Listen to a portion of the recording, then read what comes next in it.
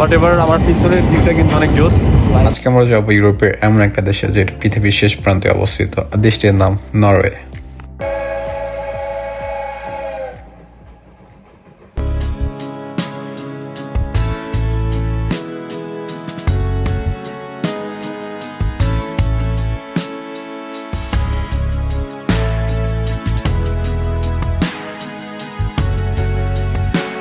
আসসালামু আলাইকুম সবাইকে। এখন আমরা আছি ভিলনিয়াস এয়ারপোর্টে, আর এখন আমরা যাব নরওয়ের অসলোতে।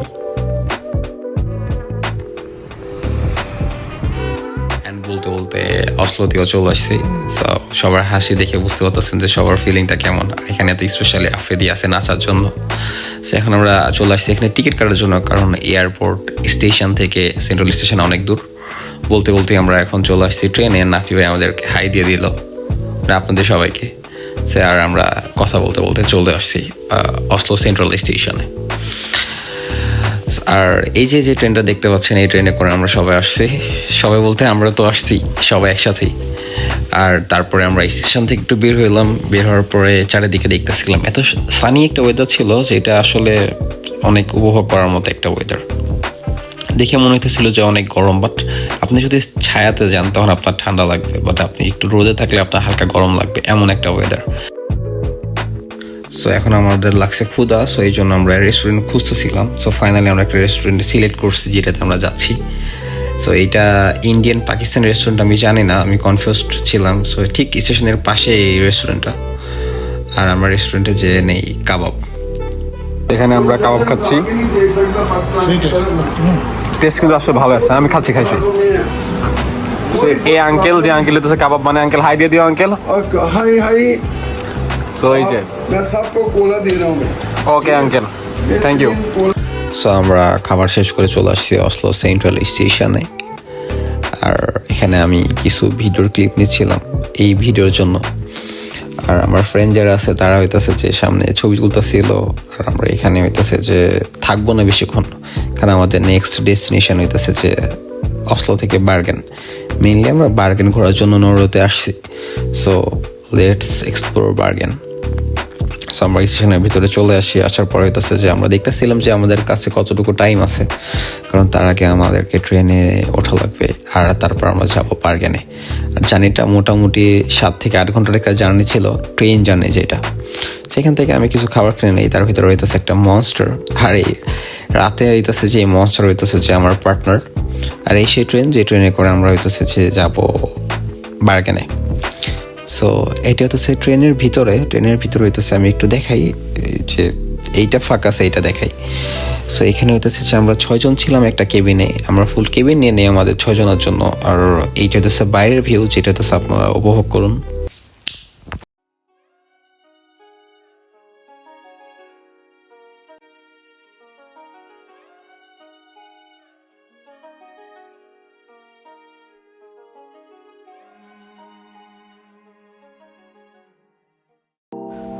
ফাইনালি আমরা আমাদের ফার্স্ট ব্রেক নেই। আর আমাদের ট্রেনটা এখন যেখানে আছে এইটার চারিদিকে শুধু পাহাড়।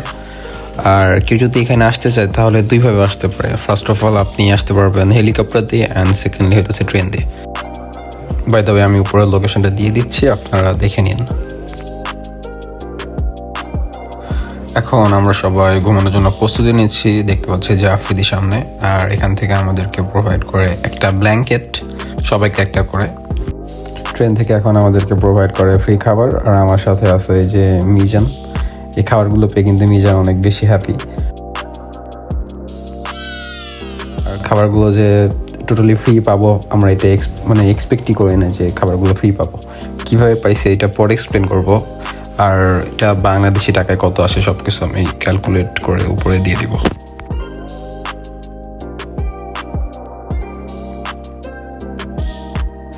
ফাইনালি আমরা চলে আসি বার্গেনে। আর বার্গেনে যখন আসি তখন একদমই অনেক রাত হয়েছে, এখন বাজে 3:30। আর এই সময় কোনো পাবলিক ট্রান্সপোর্ট নাই, এই জন্য আমরা উবার কল করি অ্যান্ড উবার করে চলে আসি আমাদের বিএনবিতে।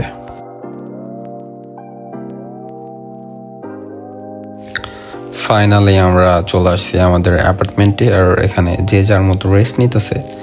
দেখতে পাচ্ছি আকিবা আমার জন্য নুডলস রান্না করতেছে। আর আমরা খাওয়ার পর একটু রেস্ট নিব, কারণ যদি এখন রেস্ট না নেই সকালে অনেক টায়ার্ড হয়ে যাবো। গুড মর্নিং সবাইকে। সো সকালে সবার আগে আমি উঠি, আর ভাবতেছিলাম যে সকালে ওঠার পরে আমি একটু আশেপাশে ঘুরে দেখবো। ফার্স্টে ভাবছিলাম সবাইকে ডাক দিই তারপর যাই, বাট কেউ উঠে নাই। এই যে আফ্রিদা এখনো ঘুমাই আছে, সো এরকম সবাই ঘুমাই আছে। এখন বাইরে যেয়ে দেখি কি অবস্থা। আচ্ছা, আমাদের বাসার ফ্রন্টে যে ভিউটা, এইটা একটু দেখাই।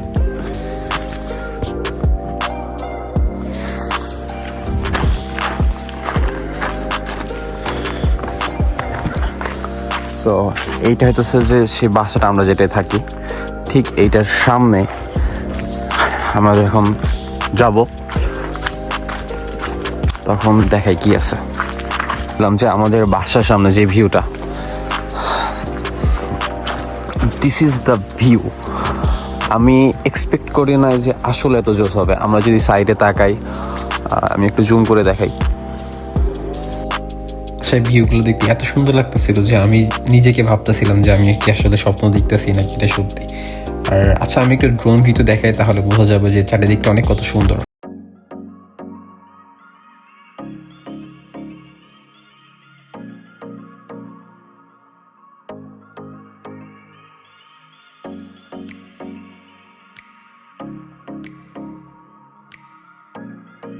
আমরা যে বিএনবিতে আসছিলাম, সো এই যে সামনে দেখতে পাচ্ছি এই যে বোট, এই বোটটা কিন্তু আঙ্কেলের। আঙ্কেলকে আমি বলতেছিলাম যে আঙ্কেল আপনি গ্রেট অ্যাকচুয়ালি, কারণ আমাদেরকে যেভাবে আপ্যায়ন করছেন। আমি আমার ফ্রেন্ডদেরকে ইনভাইট করবো যে আপনার এখানে আসার জন্য। দেন আঙ্কেল আমাকে বলে, You're welcome back. Okay So good to have you here. Okay, thank you so much uncle. So mainly এখন আমরা আমাদের ফার্স্ট হোটেল থেকে সিটিতে যাচ্ছি, আর এই আঙ্কেল আমাকে ড্রপ করতেছে। সেই গাড়িতে করে আমরা যাবো।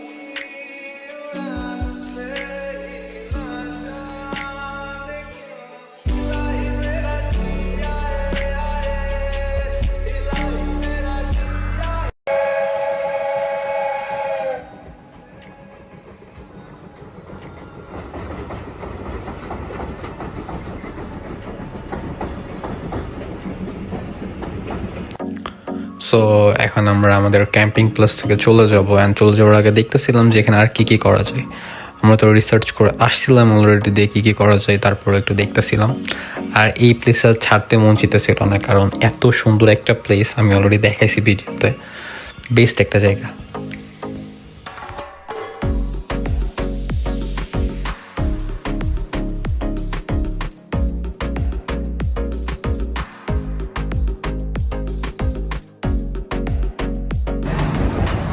ওয়েলকাম বার্গেনের মেন পয়েন্টে। তো আমরা অস্ট্রো থেকে বার্গেনে আসছি জাস্ট এই মেন পয়েন্টে যদি ঘোরার জন্য। তার ভিতরে একটা হচ্ছে এইটা, আমরা ওখানে অলরেডি দেখতে পাবো। ওখানে একটু জুম করে যদি একটু আমরা দেখি তাহলে দেখতে পাবো যে এই ভিউটা হচ্ছে অনেক বেশি জোস। এই ভিউটা আছে অ্যান্ড ঠিক তার নিচে এখন দাঁড়ায় আছি আমরা। অ্যান্ড আমাদের সামনে যেটা আছে এইটা হচ্ছে বার্গেনের ফিশ মার্কেট। অ্যান্ড যারা বার্গেন আসে তারা অবশ্যই ফিশ মার্কেট আছে, কারণ এটা অনেক বেশি ফেমাস। আমরা ফিশ মার্কেটটা ঘুরে দেখতেছিলাম যে মাছের এত কিছু পাওয়া যায়, যেটা আমি যদি ফিশ মার্কেটে না আসতাম তাহলে হয়তো দেখতেই পাইতাম না। তারপর এই যে এখানে এটাছে যে এটা লবস্টারের বার্গার বানাইতেছে। তো এখান থেকে আমরা এইটুকু দেখি, দেখার পর চলে যাই হইতেছে যে ঠিক ফিশ মার্কেটের পাশে একটা জায়গা আছে অনেক সুন্দর।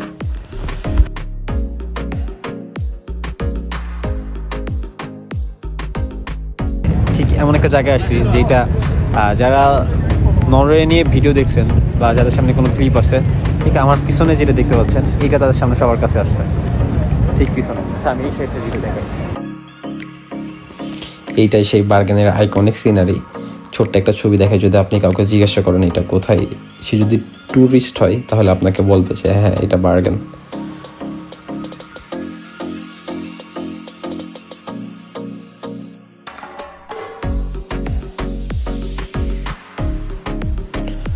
এখন আমরা সবাই একটু রিল্যাক্সের জন্য এমন একটা জায়গায় যাই যেখানে একদমই মানুষ নাই, হাতে গোনে কিছু মানুষ ছিল এখানে। এইটার নাম হইতেছে ভিউ পয়েন্ট। এখানে আমরা সবাই একটু রেস্ট নেই, কেউ আমরা খাবার খেয়ে নেই, তারপর দেখি যে কি করা যায়।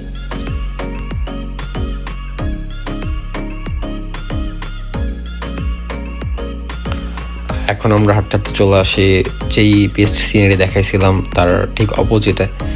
মজার একটা ব্যাপার, আমরা একটা জিনিস যদি একটু নোটিস করে দেখতে পাবো যে ছোটোবেলায় আমরা কুড়ে ঘর আঁকাইতাম না, আমরা যখন কুড়ে ঘর আঁকাইতাম ঠিক এমন লাগতেছে দূর থেকে দেখতে যে ছোট ছোট কুড়ে ঘর এক একটা, ঠিক পাহাড়ের উপরে সারিবদ্ধভাবে কুড়ে ঘরগুলো সাজানো আছে এমন লাগতেছে দেখে। সুন্দর লাগতেছিল অনেক, আর সামনে দেখতে আরও বেশি সুন্দর লাগতেছে। আমি জানি না যে ভিডিওতে কতটা সুন্দর লাগতেছে।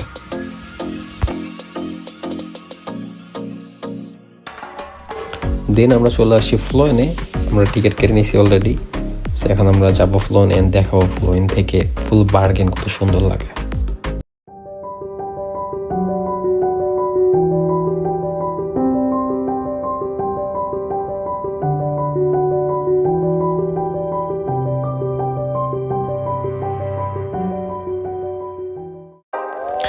অ্যান্ড ফাইনালি আমরা চলে আসছি ফ্লোয়েনে। ফ্লোয়েন কত সুন্দর, আপনারা যদি সামনে থেকে না দেখেন কোনো সময় এই জিনিসটা রিয়েলাইজ করতে পারবেন না। একটু সামনে যাই তারপর দেখাই যে এইটা সেই বার্গেন যেটা এত সুন্দর লাগতেছিল, আমরা দেখতেছিলাম এত সুন্দর লাগতেছিল। সো আমরা এখন ওয়েট করি যে কখন সন্ধ্যা হবে, কারণ সন্ধ্যার পরে ভিউটা আরও বেশি সুন্দর। ফ্লোয়েন থেকে বার্গেনের ভিউ এটা আমরা দেখতেছিলাম রাতে, দিনের বেলা দেখতেছিলাম যত সুন্দর লাগতেছিল, রাতে আরও বেশি সুন্দর লাগতেছিল কেন জানি। এখন আমরা ফুল ফাইসা গেছি গাইস। কেমনে ফাঁসছি আমরা একটু অ্যাডভেঞ্চার করতে চাইছিলাম যে চলো আমরা সোজা রাস্তাতে না নেমে আমরা একটু পাহাড়ের নিচ দিয়ে নামি, পাথর টাথর সব বেয়ে আমরা একটু নিচ দিয়ে নামার চেষ্টা করি, আরও তাড়াতাড়ি যেতে পারবো। অ্যাডভেঞ্চার একটা ফিল আছে রাতে, আর ওখানে তো কোনো লাইট নাই, আমাদের হাতে ফোনের লাইট দিয়ে আমরা যাইতেছিলাম। বাট যখন নিচে তাকাই দেখি যে আমরা খাদের একদম সামনাসামনি, আর ওখান থেকে নিচে নামাও যাবে না। এমন একটা অবস্থা যেখানে আমাদের হাতে সময় আছে মাত্র 30 মিনিট। এই 30 মিনিটের ভিতরে আমাদেরকে নিচে যাওয়া লাগবে, কারণ 30 মিনিট পরে ট্রেন ছেড়ে দেবে। সো এত একটা প্যারা সিচুয়েশান, আলহামদুলিল্লাহ ওখান থেকে বের হয়ে আসছি আমরা।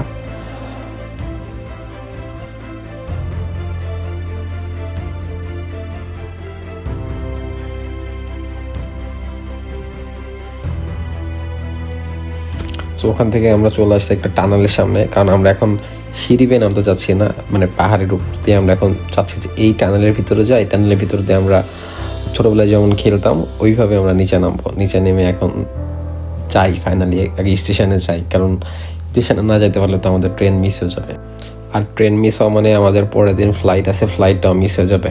মানে মাথায় এত টেনশন। তারপর দেখি সামনে যত ফাস্ট যাওয়া যায় আমরা ট্রাই করতেছিলাম যে এখান থেকে আমরা তাড়াতাড়ি বের হয়ে আমরা যাই স্টেশনে। অ্যান্ড ফাইনালি আমরা চলে আসছি বার্গেন স্টেশনে। ট্রেন মিস করবো এমন একটা অবস্থায় আমরা এত ফাস্ট আসছি পাহাড়ের উপর থেকে। লাস্টে দেখছি যে হ্যাঁ আমরা আসার পরে এখনও 5 মিনিট সময় আছে আমাদের হাতে। ট্রেন ছাড়বে 11টার সময়, আমরা 10:55-তে ট্রেন স্টেশনে চলে আসছি।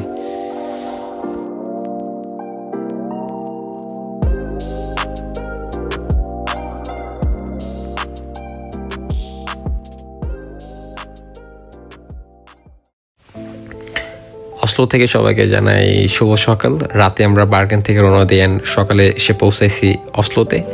আসার পরে দেখি ঝিরিঝিরি বৃষ্টি হচ্ছে, দেখতে অনেক সুন্দর লাগতেছিল, আর ওয়েদারটা অনেক মাশাআল্লাহ।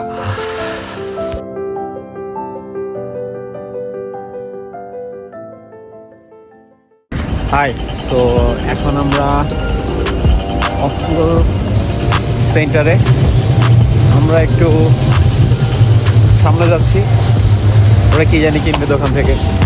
তো শপে যাওয়ার পরে দেখি কি আছে। হোয়াট এভার, আমার পিছনের ভিউটা কিন্তু অনেক জোস। লাইক ট্রাম যাচ্ছে,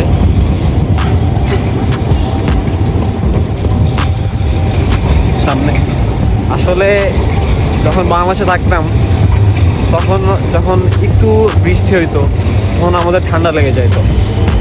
এখানে আসার আগে মনে করছিলাম যখন এখানে আসবো তারপর হয়তো ঠান্ডা বা গরম ঠান্ডা লেগে আমাদের অসুস্থ হয়ে যাবো আমরা এরকম। বাট যখন আমরা লিথুয়ানিয়া থেকে এখানে আসি তখন লিথুয়ানিয়াতে ছিল 26 ডিগ্রি 25 ডিগ্রি ওয়েদার, মানে মোটামুটি গরম বলা চলে, মানে এখানে ভালোই গরম 25 ডিগ্রি। সো তারপর যখন আমরা নরওয়েতে আসছি, অসলোর তখন টেম্পারেচার ছিল তখন 17 ডিগ্রি সেলসিয়াস।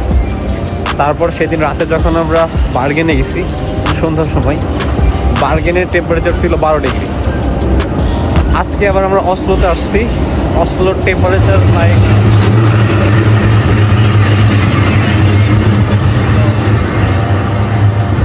প্রচুর সাউন্ড হইতেছে, ট্রাম যাইতেছে, তো এই জন্য।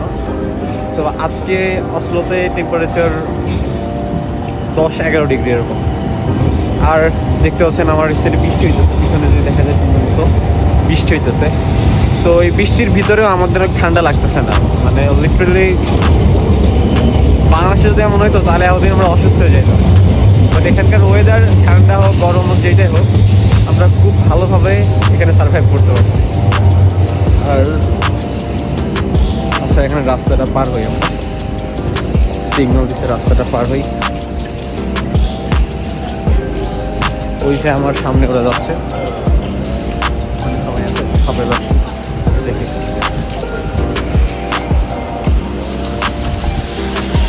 মজা লাগছে। এখন আমরা ট্রেনে করে অসলো থেকে, অসলো সেন্ট্রাল স্টেশন থেকে যাচ্ছি অসলো এয়ারপোর্ট স্টেশন। আর পর্যন্ত যাইতে আমাদের খুব কম সময় লাগে, বাট এখান থেকে দূরত্ব অনেক বেশি। মেইনলি কেন আমাদের কম সময় লাগে কারণ আমরা দেখাই, আমরা এখন যে ট্রেনে যাচ্ছি এই ট্রেনের স্পিড কত। আচ্ছা, যদি আমরা এই যে ব্যাক ক্যামেরা একটু স্পিডটা দেখি। আচ্ছা, এইটা একটা এক্সপ্রেস ট্রেন অ্যান্ড আমরা জানি বুলেট ট্রেনের থেকে এক্সপ্রেস ট্রেনের স্পিড একটু কম, তারপরে একটু দেখায় যে কত স্পিডে যাইতেছে, কত ফাস্ট যাইতেছে। এটার অ্যাভারেজ স্পিড হইতেছে যে 172 kilometre per hour and most speed হইতেছে 233 কিলোমিটার পার আওয়ার। সো এত ফাস্ট যাইতেছে, আমি কেমনে বুঝাই, যদি একটু বাইরে একটু তাকাই আমরা তাহলে দেখতে পাবো যে অনেক ফাস্ট যাইতেছে ট্রেন। অ্যান্ড আমাদের যাইতে খুব কম সময় লাগে, 15 থেকে 20 মিনিট লাগে এক স্টেশন থেকে আরেক স্টেশনে যাইতে।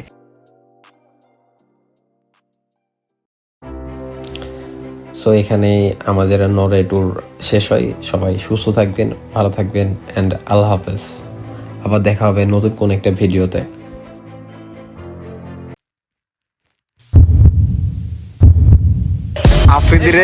আফ্রিদির সিগনেচার ইচ্ছা লাকিব কপি করতে, সাকিব একটু আফ্রিদির সিগনেচার কপি করে দেখা। এরকম হয় না, এরকম 4টা কেমন একটু